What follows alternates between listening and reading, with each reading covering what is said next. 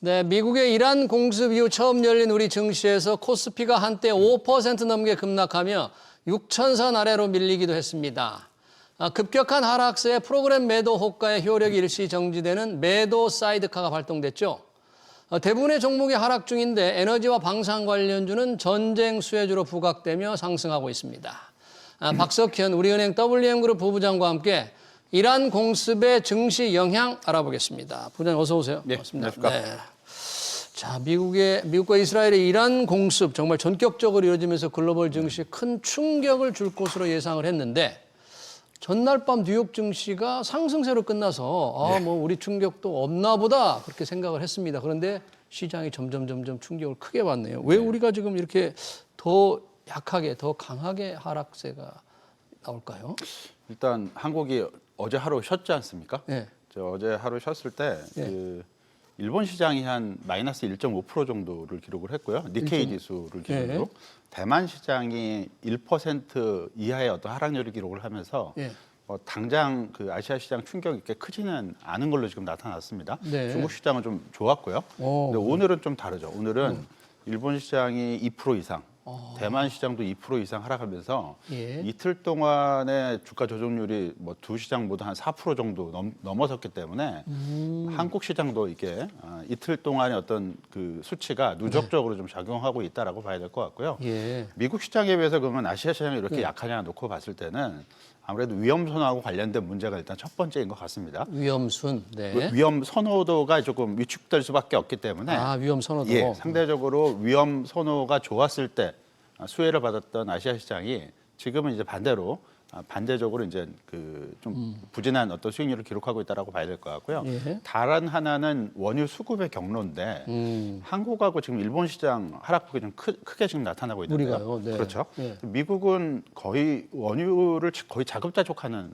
상황이에요. 자체 원유 생산을 많이 늘렸기 때문에 네. 한국은 원유 수입이 많기도 하지만 중동 쪽으로 들어오는 게 거의 한 70%. 그렇죠. 그러니까 사우디 쪽이 한 3분의 1 정도, 예. 그다음에 UAE 쪽이 한 15% 정도. 나머지 이제 뭐 다른 쪽으로 들어오는 게 좀 있기 때문에 예. 중동산 원유 수입 비중이 70%가 넘기 때문에 상당 부분 여기 연동이 돼 있고요. 예. 일본은 거의 90%가 된다고 알려져 있습니다. 예. 그렇기 때문에 유가 급등 그리고 이쪽 지역 불안정성에 따른 원유 공급의 차질 가능성 이런 부분들이 한국과 일본 시장을 좀 부진하게 만들고 있는 원인이 되고 있지 않나 볼 수 있을 것 같습니다. 네, 위험 선호와 원유, 중동 원유 수급 의존도, 수요 의존도가 우리와 일본이 크기 때문에 지금 시장이 큰데 하락세가 강한데 역시 뭐 하락세가 강하다 보니까 가장 많이 떨어지는 게 삼성전자, SK 하이닉스 반도체네요. 그렇죠. 예. 물론 시가총액이 제일 크기 때문에 이거 낙폭이 뭐 7% 이상, 막 8%를 넘기도 했는데 결국은 이 부분에 대한 매도세는 우리 외국인들인가요? 이게 우리 맞습니다. 외국인들은 올해 들어서 1월 달에는 반도체하고 자동차를 많이 매도를 했고요. 자동차 반도체. 대신 이제 반도체 자동차를 매도한 부분이 다른 업종 쪽으로 이제 분산시키는 그 매매 패턴을 보여줬었는데 예. 2월 달 들어서는 이마저도 어느 정도는 분산이 아니라 예. 매도를 한 다음에 예. 추가 매수를 하지 않는 패턴을 보여주고 있고요. 특히 반도체 쪽에 대한 매도가 좀 집중적으로 좀 나타나고 있다라고 봐야 될 것 같습니다. 예. 그럼 외국인들이 반도체 시장을 부정적으로 보느냐 그건 아닌 것 같아요. 근데 왜 그렇게 파는 거예요? 왜냐하면, 부정적인 오히려 뭐 목표 주가도 외국인 증권사들이 많이 올리고 그렇죠. 코스피 예. 목표 주가도 많이 올리던데 그런데 주식은 계속 판단 말이죠. 외국인 매매의 상당 부분을 차지하는 게 흔히 말하는 이제 패시브 펀드입니다. 그러니까 전 세계 벤치마크 기준으로 국가별 비중을 나누고 예. 그 국가별로 포함되어 있는 주력 종목의 비중도 어느 정도 정해져 있는 거거든요. 한계가 있구나. 그렇죠. 네. 그게 이제 그 단기에 급격하게 변하게 된다면 예. 비중을 넘어서는 부분은 흔히 말하는 대로 이제 덜어낼 수밖에 없는 건데 그러니까 이런 부분들이 한국 매도로 나타나고 있다고 봐야 될 것 같고요. 예. 외국인 매매 동향이 정말 신흥국 시장에서 다 빠진다 예. 이런 부분들을 관찰하기 위해서는 한국 말고 예. 다른 시장의 매매 동향을 봐야 되는데 2월 들어서 물론 최근 흐름은 좀 다르긴 하지만 네. 2월 한 달 동안의 전체적인 흐름은 예. 한국 시장 매도분이 인도랑 대만 쪽으로 좀 움직였습니다. 인도와 대만. 예, 그렇죠. 그러니까 신흥 시장에서 다 빠지는 건 아니다는 말씀이시네요. 맞습니다. 그 얘기는 앞에서 말씀드렸던 대로 전반적으로 반도체 중심의 신흥 시장의 매력도 자체를 의심하기보다는 네. 한국 시장의 비중이 너무 커졌기 때문에 단기적으로 예. 또 이게 급격히 단계에 올라왔기 때문에 예. 이 상승분을 덜어서 덜 오른 인도나 아니면 대만 시장으로 가고 있다라고 봐야 될 것 같고요. 네. 특히 대만 시장을 매수한다는 얘기는 이 반도체 경기에 대한 어떤 우려감이 표출된 것이다. 한국 시장 매도가 네. 그런 걸로 해석을 할 수가 되지가 않기 때문에 그렇게 해석하면 아니다. 맞습니다. 부정적으로 볼 필요는 없을 것 같다라고 볼 수 있을 것 같고요. 예. 다만 한국 시장이 많이 떨어지는 원인이 외국인 매도도 있긴 하지만 예. 매수 측면의 원인이 좀 있습니다. 오늘 같은 경우는. 왜요? 왜냐하면 무슨 뜻이죠? 1월 달, 2월 달 반도체 주식 매도에 대해서 이 부분을 다 흡수한 게 국내 자금이거든요. 예. 그러니까 개인 투자자들의 개인 고객 예탁금을 이용한 시장 참여 네. 그리고 IRP 계정이나 ISA 계정 같은 연금 펀드에서의 ETF 매수 네. 이게 외국인 매도를 예. 상당 부분 커버했고 예. 그 이상의 수급적인 역할을 했기 때문에 주가가 반도체 중심으로 많이 오른 건데 네. 이런 자금들은 아무래도 개인 자금이기 때문에 네. 외부 충격에 상당히 취약할 수밖에 없습니다. 아. 그러니까 부정적으로 보기보다는 예. 뭐 미국하고 이란 전쟁이 발발했기 때문에 네. 참여를 꺼리게 된다는 얘기죠. 아. 실제로 오늘 매매 동향을 보게 되면 예. 2월 그러니까 올해 들어서 가장 활발하게 움직인 자금이 그 증권사 매수, 그러니까 금융투자 쪽에서 매수였거든요. 예. 이건 이제 금융투자가 자체 자금으로 매수했다기보다는 예. 개인 투자자들의 ETF 매수에 대응하기 위한 그 바스켓 매매 매수라고 볼 수가 있기 개인 때문에 ETF 자금이군요. 그렇죠. 투자 자금. 근데 이게 개인 ETF 자금이 오늘 딱 멈춰버렸어요. 아, 그 외부 그래요? 요인 때문에. 그 외국인 매도는 계속 나오는데 예. 그거를 흡수해줬던 개인 자금이 일시적으로 지금 그 브레이크가 걸리다 보니까 예. 흔히 말하는 매수 공백이 생겨버린 거고요. 아. 이거 요인 때문에 예. 반도체 중심으로 주가가 많이 떨어지고 있다라고 봐야 될 것 같고 네. 오늘 반도체 주가 급락은 상당 부분은 예. 수급적인 측면에서 발생한 약간의 어떤 시기적인 미스매치 이런 부분들이 좀 영향을 많이 미쳤다라고 봐야 될 것 같습니다. 그러네요. 근데 외국인들이 반도체를 집중적으로 팔고 있고 우리 개인들이 ETF 자금, 이 패시브 자금으로 사줬는데 그게 조금 지금 중단돼 있다 그러는데 그러면 지금 시점에서 참 예상하기도 어렵고 투자 전략을 세우기는 어려울 것 같은데 이 네. 반도체주에 대해서 반도체를 가지고 있는 사람 또는 그동안에 포모 증후군이라고 해서 나만 주식이 없으니까 혹시 사볼까 생각했던 사람들은 어떻게 해야 될까요? 이 반도체 주식이 많이 올랐죠. 예, 많이 많이 올라서 이제 과열이다, 엄청 올랐죠. 뭐 또는 고평가다 이런 얘기도 있지만 이런 부분들은 지금 현 시점에서 명확하게 그 결론이 나기가 어렵습니다. 그러니까 고평가란 얘기는 예. 기업이익 대비 주가가 얼마만큼 많이 올랐느냐 이 부분인데 지금 현재 주가의 고평가를 판단하는 기준은 기업이익 전망치 갖고 판단을 하기 때문에 예. 이 전망치가 실제로 실현이 될 것인지 그리고 이 실현된 이익이 얼마나 지속 가능할지 이 부분은 시간을 갖고 좀 확인해 볼 필요성이 있기 때문에 예. 고평가다 아니다 이 부분을 따지기보다는 기본적으로 반도체 주식이 왜 올랐을까라는 점을 고민을 해봐야 되는데 예. 가장 큰 점은 역시 기업 메모리 반도체 업황 자체가 예상한 것보다 훨씬 더 슈퍼사이클을 갈 가능성이 높아졌기 때문에 네. 그리고 이런 그 업황 환경에서 국내 메모리 반도체 빅2 기업들이 실적을 상당 부분 더 많이 창출을 할 수 있다라는 기대감으로 주가가 올라왔기 때문에 네. 이 부분 그러니까 실제로 그 예상했던 이익 창출이 예. 좌절될 것이냐 예. 이번 지정학적 위기가 이 부분을 꺾어 놓을 만한 요인인가 이 부분을 판단해 볼 필요성은 있을 것 같고요. 예. 지금으로 봐서는 뭐 우려감은 분명히 있긴 하지만 그렇게까지 확대시켜서 보기에는 너무 과도한 게 아닌가라고 볼 수 있을 것 같고 예. 기본적으로는 아무래도 이게 기술적 조정 요인 정도로 그치지 않을까라고 볼 수 있을 것 같고요. 예. 이런 부분이 좀 진정이 된다면 다시 기본적인 주가 상승 기반이라고 할 수 있는 실적적으로 포커스가 다시 이동하지 않을까라고 볼 수 있을 것 같습니다.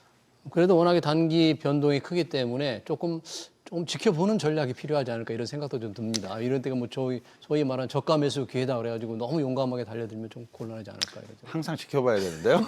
항상 지켜봐야 되는데 뭐 시점이라는 건 정답이 없습니다. 정답이 네. 없기 때문에 기본적인 상승 동력이나 기반이 건실하다면 뭐 분할 매수 차원의 접근도 큰 나쁜 전략은 아닌 것 같고요. 네. 리스크가 좀 크다라고 생각했을 때는 이 분할 매수 기간을 그 횟수를 좀 늘리면 됩니다. 아, 회수를. 네, 횟수를 좀 네. 늘려서 조금 더 보수적으로 접근을 하면 예. 그런 시각을 가지면 되지 않을까라고 볼 수 있을 것 같습니다. 자, 이 반도체주의 급락이 이뤄지고 있습니다만 늘 이런 때 또 수혜를 받는 게 지정학적 불안감이 고조될 때 방산, 뭐 에너지 관련주인데 오늘도 좀 괜찮은 상승세를 보인 거죠? 맞습니다. 어떻습니까? 네. 기본적으로는 에너지 관련 주식 같은 경우는 다소 좀 이 시기적인 요인이 좀 많이 작동을 했다라고 볼 수 있을 것 같고요. 예. 뭐 정제 마진 측면에서 한국 그 순수 에너지 정제를 하는 기업들이 유리하다라는 분석이 있기 때문에 예. 방산 같은 경우는 좀 다르긴 하죠. 기존에 테마성 차원에서 주도주군의 한 축을 이뤄왔던 게 방산이고요.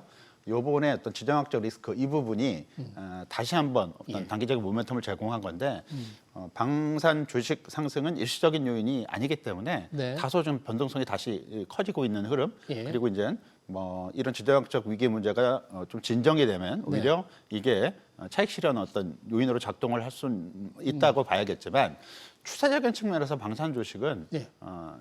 주도주 테마의 한 축에 속해 있는 좋은 주식이다라는 쪽으로 생각을 해주실 필요성은 좀 있을 것 같습니다. 자, 뭐 이런 때 항공 여행주는 좀 타격이 좀 있겠죠? 아무래도 항공 같은 있겠죠. 경우는. 아무래도 뭐 항공주는 비용 상승에다가 원유가 오르니까. 수요도 줄어들 수가 있기 때문에 예. 물론 다른 지역하고는 상관없지만 네. 뭐 이런 사태가 일어나면 네. 여행도 꺼려지게 됩니다. 아무래도. 아무래도. 그래도 네. 그런 부분들이 있기 때문에 네. 타격을 받는 거고요. 하지만 이 역시 지정학적 리스크 이 부분이 좀 진정이 되면 다시 좀 원상태로 복구가 될 수 있기 때문에 네. 뭐 단기적인 일시적인 요인이 아닐까라고 볼 수 있을 것 같습니다. 뭐 굳이 코스피와 코스닥, 유가증권 시장과 코스닥을 나눠본다면 유가증권 시장 코스피 급락에 비춰본다면 코스닥 하락세는 그렇게 크지 않은 것 같은데 혹시 다른 이유가 있을까요? 오전장에는 한때 뭐 오르기도 했던데요. 다른 이유로 하기보다는 코스피가 더 많이 올랐죠. 워낙 많이 올랐기 때문에. 많이 올랐기 때문에 조정폭이 좀 클 수밖에 없고 네. 똑같은 조정률을 적용한다고 하더라도 코스피의 조정률이 더 크겠죠. 그러니까 이제 코스피가 50%가 많이 올랐다면 예. 한 뭐 10% 정도가 조정받는다 했을 때는 거기서 내려오는 거랑 예. 코스닥이 30% 올랐을 때 내려오는 거랑은 비율적으로도 다를 수밖에 없기 때문에 예. 그 부분이 기본적으로 영향을 미친다라고 볼 수 있을 것 같고 예. 다른 부분 어떤 펀더멘털 부분이 코스피를 조정 국면에서 구분하는 어떤 기준이 되고 있지는 못하다라고 볼 수 있을 것 같습니다. 자, 그동안 우리 증시가 이제 워낙 많이 올라서 5천에서 6천, 한 달 만에 6천, 6천에서 6,300까지 급속도로 올랐기 때문에 이번 이란 전쟁, 미국과 이스라엘의 이란 공습이 상당히 어떤 조정의 빌미를 주는 것 같은데 이 조정 어느 정도 조금 예상을 할 수 있을까요? 조정권. 예측하기에는 거의 불가능한데요. 네. 뭐 단서는 트럼프 대통령이 얘기한 뭐 3, 4주라고 볼 수 있을 것 같습니다. 물론 네. 트럼프 대통령이 3, 4주간 계속 전쟁을 하겠다 이런 의도는 아니었을 거예요. 네. 그거보다는 이제 4월에 미중 정상회담이 예정이 돼 있고 미중 정상회담의 어떤 주도권을 미국이 갖기 위해서는 네. 이 전쟁 관련된 부담감을 갖고 미중 정상회담을 갖기는 불리한 요소가 될 수가 있거든요. 네. 따라서 미국 입장에서도 시기적으로는 3월 안에 이런 사태에 대한 어떤 뭐 분기점을 좀 넘기고 싶어 하지 않을까라고 볼 수 있을 것 같고요. 예. 그런 과정이 좀 전개가 되지 않을까라고 볼 수 있을 것 같습니다. 그러네요. 이제 뭐 본인은 이제 4준에서 5주를 얘기했습니다. 뭐 실제 그렇게 될지 더 확산될지는 좀 더 지켜봐야 되겠습니다. 워낙에 이제 불확실성이 높기 때문에 우리 시장도 어떻게 영향을 미칠지. 그 시장 영향이 가장 큰 게 아까 모두에 말씀을 해주셨지만 우리가 이제 중동 원유의 의존도가 높은데 만약에 유가가 지금 호르무즈 해협이 사실상 지금 봉쇄된 상태인데 이게 좀 길어지면 뭐 유가가 배럴당 $100를 넘을 거다. 뭐 이 상당히 오일 쇼크가 재현될 거다. 이런 우려도 있는데 혹시 어떻게 보십니까? 이 부분은? 지난해 우리나라의 원유 수입이 한 750억 달러 정도를 기록을 했고요. 예. 천연가스 수입도 한 260억 달러를 기록했습니다. 네. 전체 수입에서 차지하는 원유 비중이 한 12%, 그다음에 천연가스까지 합치면 한 16% 정도가 되는데 예. 79년 70년대 말이죠. 네. 그때 이제 유가 올쇼크가 이제 발생을 하고 네. 80년대 초반에 우리나라 전체 수입에서 차지하는 원유 수입 비중이 그때는 천연가스가 없었기 때문에 수입이 한 25% 정도까지 올라간 적이 있어요. 네. 그렇기 때문에 여기서 유가가 급등을 하고 $100 이상에서 고공행진을 상당히 오랜 기간 동안 지속을 하게 된다면 예. 당연히 이제 우리나라에도 이제 부담이 될 수밖에 없다라고 봐야 될 것 같고요. 네. 이런 부분들은 좀 조심스럽게 이번 사태를 바라보게 하는 원인이 되고 있다라고 봐야 될 것 같습니다. 근데 예. 한 가지 생각해 볼 부분은 예. 70년대, 80년대는 한국이 에너지, 원유를 수입해서 다 국내에서 이제 소비하는 구조였는데요. 네. 지금은 다릅니다. 그러니까 앞에서 말씀드린 원유 수입이 전체 수입의 한 16%, 네. 천연가스 수입이 한 그 4% 더해서 한 16, 아니, 원유 수입 12%, 천연가스 4%에서 16%인데 16%. 이걸 다 소비하는 게 아니고 우리가 수출을 많이 하죠. 맞습니다. 물 만들어서. 한때는 석유 제품 관련 수출이 예. 반도체 수출을 뛰어넘어서 제품별 수출 1위를 기록한 적이 있습니다. 따라서 지금 현재 그 원유 수입 비중 지금 현재하고 오일 쇼크가 일어났을 때 당시하고 네. 숫자 자체를 놓고 똑같다 또는 뭐 어느 정도의 차이가 있다 이렇게 얘기하기는 좀 어려울 것 같고요. 예. 뭐 결론적으로는 국제 유가나 에너지 가격 그리고 에너지 수입에 대한 어떤 우리나라의 경제에 미친 영향 이게 오일 쇼크 때하고는 상당히 큰 격차를 보이고 있기 때문에 네. 이게 당시와 같은 경제 쇼크를 불러일으킬 만한 수준으로 가지는 않을 걸로 예상을 할 수 있을 것 같고요. 네. 다만 이게 우리나라뿐만이 아니라 글로벌 경제에 똑같은 영향을 미쳐서 예. 이게 중앙은행의 어떤 통화정책 결정이나 이런 것까지 영향을 미치게 되는 상황으로 악화가 되게 된다면 네. 그 자체가 수요를 둔화시키는 요인으로 작동을 할 수가 있기 때문에 네. 그 부분은 좀 조심스럽게 바라봐야 될 것 같고요. 네. 다만 아직까지는 그렇게까지 비관적으로 생각할 필요는 아직은 좀 이르지 않을까라고 볼 수 있을 것 같습니다. 금과 은으로 자금이 급속히 이동하는 현상 좀 짧게 다 부탁합니다. 그 현상이 일어나 앞으로도 심화될까요? 그럴 필요가 있나요? 금은 지금 이것 때문에 꼭 그거보다는 기존에 예. 중앙은행 금수요가 있었다라고 봐야 될 것 같고요. 예. 다만 이제 금과 은 같은 경우도 미국 선물거래소에서 증거금 인상을 했고 네. 그리고 앞으로 추가적인 증거금 인상을 할 가능성도 충분히 있기 때문에 네.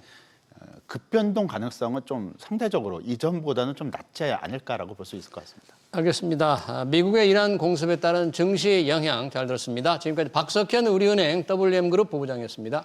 고맙습니다.